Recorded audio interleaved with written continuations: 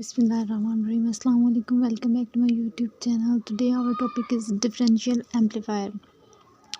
Last time हमने पढ़ा था फीडबैक एम्पलीफायर और positive feedback and negative feedback. अब हम देखेंगे कि डिफरेंशियल एम्पलीफायर क्या होता है. The differential amplifier is a voltage subtractor circuit which produces an output voltage proportional to the voltage difference of the two input signal applied to the input of the inverting and non-inverting terminals of the operational amplifier.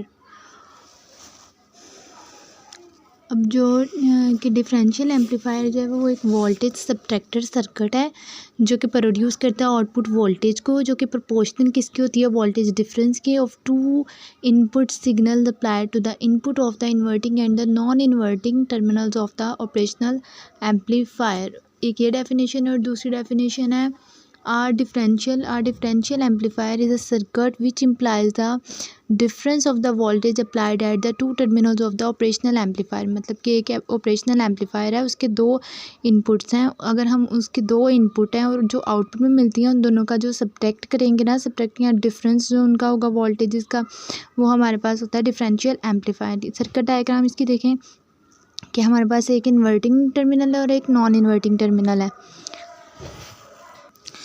इसमें देखेंगे एक inverting terminal है और एक non inverting terminal है. V1 हमने इसको कह दिया और V2 इसे कह दिया. जो V1 की रेजिस्टेंस और V2 की रेजिस्टेंस है दोनों की वैल्यू R1 है, मतलब दोनों की वैल्यू सेम होंगी. इनपुट वोल्टेजेस की वैल्यू सेम होंगी और आउटपुट वोल्टेजेस की वैल्यू सेम, रेजिस्टेंस सेम होगी, वैल्यू नहीं रेजिस्टेंस सेम होगी, sorry.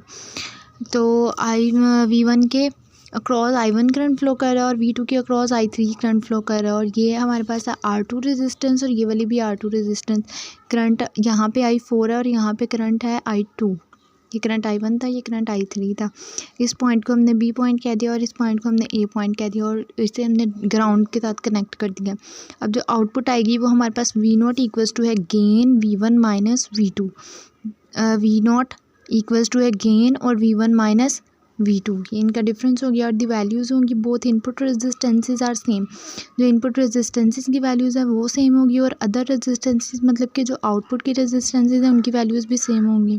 Then the circuit works as a differential amplifier. तब हमारा सर्किट जो है वो डिफरेंशियल एम्पलीफायर के तौर पर वर्क करेगा. अब हमें पता है कि नोड्स हमारे पास कितने हैं, दो नोड्स हैं. एक नोड ए है और एक नोड बी है. आउटपुट निकालने के लिए हमने क्या करना है, जो नोड्स ए और बी है ना, इनको क्या कर देना है एट द सेम पोटेंशियल. अगर ए और बी सेम पोटेंशियल पर हैं तो जो नोड ए है और नोड बी है वो क्या होंगे, वर्चुअली ग्राउंडेड होंगे. Apply KCL at the node A. Node A पे हमने KCL अप्लाई करना है. तो I equals to V over R the current flowing from the V1 to the V3 at A point पे I1 equals to V1 minus V3 divided by R1 resistance है. तो I1 equals to I2. I1 किसके equal है, I2 के equal है. हमने I1 को I2 के इक्वल रखा तो I1 की वैल्यू लगाई V1 माइनस V3. मतलब को जो I1 का करंट है वो I1 का जो करंट है ना वो V1 से जा रहा है V3 की तरफ और I3 का जो करंट है वो V2 से जा रहा है V0 की तरफ. रेजिस्टेंस R1 और R2 के अक्रॉस. तो हमने इससे लेके I1 और I2 की वैल्यूज़ लगाई और इनको सेपरेटली डिवाइड कर दिया. और ये तो V3 माइनस ज़ीरो है, V3 माइनस ज़ीरो होगा I2 का जो करंट है. V3 डिवाइडेड बाय R2 और V1 divided by R1. V3 divided bye R2 ये नेगेटिव साइन है तो वहाँ जाके पॉजिटिव हो जाएगा. और इसमें से V3 कॉमन निकल रहा है, V3 कॉमन निकाल लेना है. अंदर वाली टर्म का एलसीएम लिया. एलसीएम लेने के बाद हमने क्या करना है, R1 से कट हो जाएगा और इसमें से V3 की वैल्यू निकाल लेनी है. इसे इक्वेशन नंबर 1 का नेम दे देना है. अब हमने KCL अप्लाई करना है नोड बी पे. I3 इक्वल्स टू I4 और इसकी वैल्यूज़ लगाई V2 minus V3 divide by R1 और इसी तरह सेपरेटली डिवाइड करके नीचे V0 divided by R2 separate कर लिया. बाकी सारी टर्म्स को एक तरफ कर लिया जिसमें से V3 कॉमन निकला.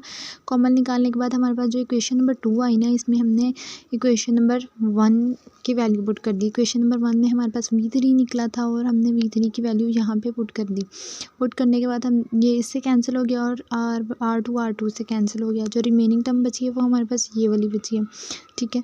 तो V1 minus V2 divided by R1 हमने क्या कर लिया, R1 को कॉमन निकाला बाहर से वही, और V1 माइनस V2 हो गया, और R2 यहाँ डिवाइड हो रहा है, वहाँ जाके मल्टीप्लाई हो जाएगा। तो V0 इक्वल्स टू है R2 divided by R1 into है V1 minus V2। Here we find the output voltage V0 is the applied variant of the difference V1 minus V2. The gain amplification factor of amplifier is R2 divided by, अब हमने starting पे formula पढ़ा था इसका कि हमारे पास V0 equals to gain into V1 minus V2 है।